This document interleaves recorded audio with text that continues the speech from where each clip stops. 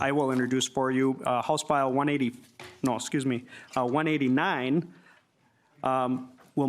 Actually, we're just laying it over, but please introduce your bill for us, the second bill, Okay. and we'll try to get you back to your scheduled committee. Okay, thank you, Chair. And members, this bill is really a parity bill to the existing gas tax bill that we have for our highways and our bridges. And so what this bill does is we have EV vehicles right now that they're registered and they pay $75 a year. And so what this bill does is really, I just did straight math and looked at the gas tax that was passed, and it's got an inflator on it, but I just took the regular gas tax and then just researched the assumptions on the average miles Minnesotans drive, how many gallons that is. And so looking at that, Minnesotans drive on an average 13,957 miles. So I looked at that math equation, and that's how I got 137. There is a surcharge that was 0.035, so I added that in. And basically, that's why it's 137. I didn't round up. I did exact straight math by the data. So, in the state of Minnesota, we have, all types of vehicles that are using gas and diesel, trucks, vans, SUVs, and cars. And so right now, though, when we're moving to the EV model across the state and the country, our roads and bridges are funded by the gas tax. And so for obvious reasons, you can see that we're not going to have funds going into the road and bridges like we have historically in the past. And that number's shifting. And so that's what this bill is about. Right now, there's 53,356 electric vehicles in the state of Minnesota, and that is what the bill is about. Thank you, Representative. There is an A1 amendment. That's Representative Kraft. Please introduce your amendment. Thank you, Mr. Chair. And just to be clear, you had said this is an information hearing or this is being laid over? This bill is being laid over, so we won't be taking a vote on it. The previous bill was not in the committee's jurisdiction, but because it had to do with airports, we heard that on an informational purpose. Okay. Thank you. Thank you, Mr. Chair. Representative Zalesnikar. So I hope you'll take this as a friendly amendment, because I think there's ways we can work together here. I hope this can be a good example of how we can do bipartisan work. So and I think many in my caucus have concerns about adding costs to EVs. It is still early in the growth of that market. EVs have far fewer externalities than fossil fuels, meaning they cause far fewer additional bad things like air pollution, the disease like asthma and deaths that it contributes to in Minnesota, and the greenhouse gases that they produce that have to be addressed. I think these are all still excellent arguments as to why we should be careful in raising fees on EVs. And I think you can actually make the case, there's a lot of different ways of looking at those numbers, that $75 fee is a reasonable compared to gas tax paid per vehicle. But I do acknowledge they are an increasing part of the vehicles in Minnesota, and we do need to fund our roads and bridges. So the crux of this amendment is that 2 years ago, we passed a critical greenhouse gas vehicle miles traveled policy that will play a big part in helping Minnesota think more holistically about our transportation infrastructure and help us achieve our transportation climate goals, which are net zero emissions by 2050. Representative Kraft, I hate to interrupt you, but number one, you need to move your amendment. Please explain your amendment. We'll give you time to talk about the bill overall as well. Mr. Chair, my apologies. I move the A1. Okay, please explain your amendment. Thank you. Do I have to start over? Can I continue where I was? Please pick up where you left off, but speed it up to explain the amendment. Thank you, Mr. Chair. So transportation is our #1 source of greenhouse gas emissions in Minnesota. So we passed this bill, and we created, based on recommendations from an implementation advisory group last year, an account that could use to hold funds for mitigation of road projects that were increasing our greenhouse gas emissions or vehicle miles traveled in Minnesota. We didn't put any funds in the account, and the law just actually went into effect on February 1st this year. So the amendment that I'm proposing would change slightly some of the fees you're proposing, would reduce the EV fee from 150 to 125, take the plug-in hybrids from 75 to 50, and would remove the fees on motorcycles. I think it's very early there, and I would rather that we kind of pause on that. It would deposit money from these EV fees into this account, and the purpose of this account is to be used to mitigate projects when they need road projects when they need mitigation because they're increasing our greenhouse gas emissions. It then also creates a mechanism to sweep funds from this account back into the highway user tax fund so that if they're not used, they go back into highways, to roads and bridges. So it doesn't take anything away from that. I do suggest changing a little bit on how frequently that these fees are increased. You have something there to increase them per inflation, and I suggest that rather than doing it every year, we do it every 2 years, and we round it to the nearest $5. It just makes it a little bit more efficient to introduce, and you won't have people paying fees that are $127.13 kind of a thing. The other thing that my amendment proposes is that you do have some general fund transfers built into the bill that we talked about, and it eliminates those so that we don't have any general fund impact. So that is my amendment. I hope you view it as friendly. It's some things that, maybe more than I would like to do, but I think this is a way that we could work on this issue together. Representative Olson. Thank you, Mr. Chair. And I would, argue to the committee here that this is not necessarily the most friendly of an amendment.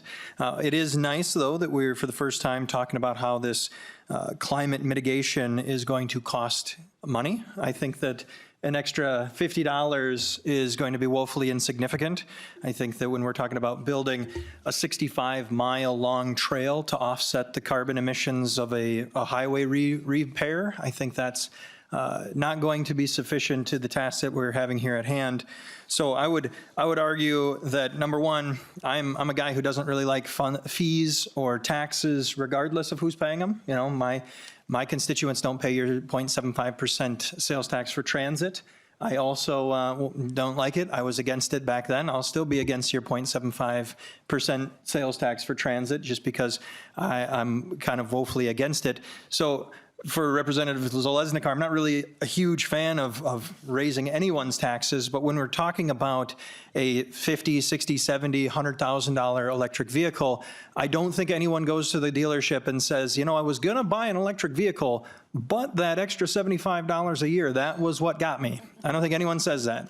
I think what we could look at is the tax title and licensing fees that we discussed previously last year to the tune of that's going to be about $1,400. So you want to talk about saving people money, let's talk about tab fees. Let's not talk about having a problem with people paying for the roads that they're destroying and saying that people are going to not buy electric vehicles because of $75 extra, because I think they're not going to do it because of a $1,500 tab fee increase that was last year. So I would recommend to the body that we vote no on this amendment and we just go brass tacks. Let's do it with this. The purpose of this is not to try and mitigate your climate issues, and I know that we have more to discuss on that issue.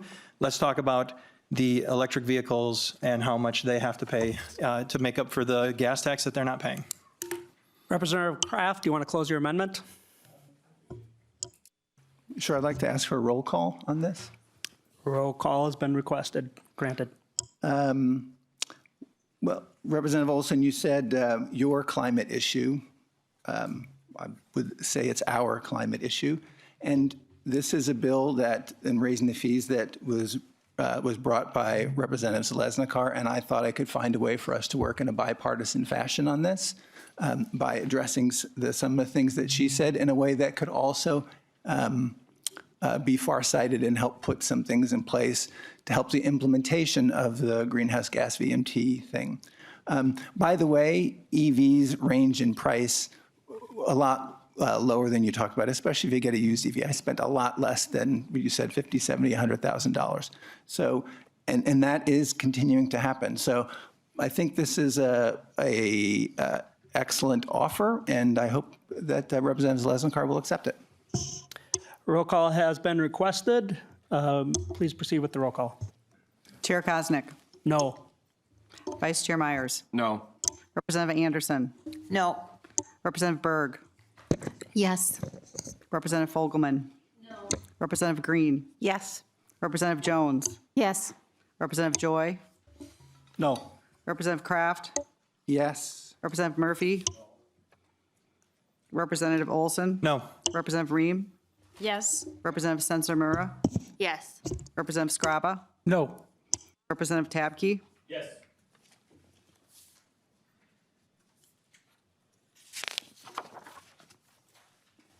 There being 7 ayes and 8 nays, the amendment is not adopted. Representative Zalesnikar, if you want to have some closing words, I want to get you back to your Yep. committee, and if the committee has some. Sorry, I didn't have my mic on. Thank If you want to have some closing comments, we'll get you back to your committee, and then the committee can, since we're just laying it over, we can have, still have some discussion. And I think there's a testifier as well, so. Thank you very much. And I agree. I don't like having any more costs either. I don't see this as really a new cost. I think it's a parity situation. We have roads and bridges to take care of. Those who drive vehicles that are not EV have an automatic gas inflator tied to them every time they pump up. So I'm paying it every time I drive down here. And I think that's what we all need to be doing. And it's time to get this. It's a $62 increase for people that have EV vehicles. That's it on an annual basis. I think considering what we're asking, it's reasonable, and it will bring in probably $3 million from straight math dollars for roads and bridges. So thank you for hearing the bill. Representative Zalesnikar, I appreciate your thoughtfulness in this bill and bringing it to us. It's not as simple as most would say, so for not being on the Transportation Committee, I appreciate your thoughtfulness. We'll excuse you back to your committee. We'll lay it over. If we'll entertain any other member discussion, if there is any. I'll just say I anticipate that we'll have more discussion on this. I know that there's seems to be some shared interest in making sure that the fees are equitable to internal combustion engines, and we'll work on that a little bit more. But for now, without seeing any further discussion, House File 189 is laid over. Oh, I'm sorry. Before we do that, I didn't realize there is a testifier, Mr. Haig. We'll unlay it over, and then we'll lay it over.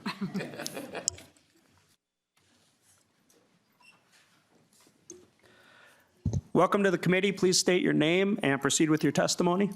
Thank you, Mr. Chairman, representatives, and committee members. My name is Nick Haig, and I will be testifying today on behalf of Fresh Energy.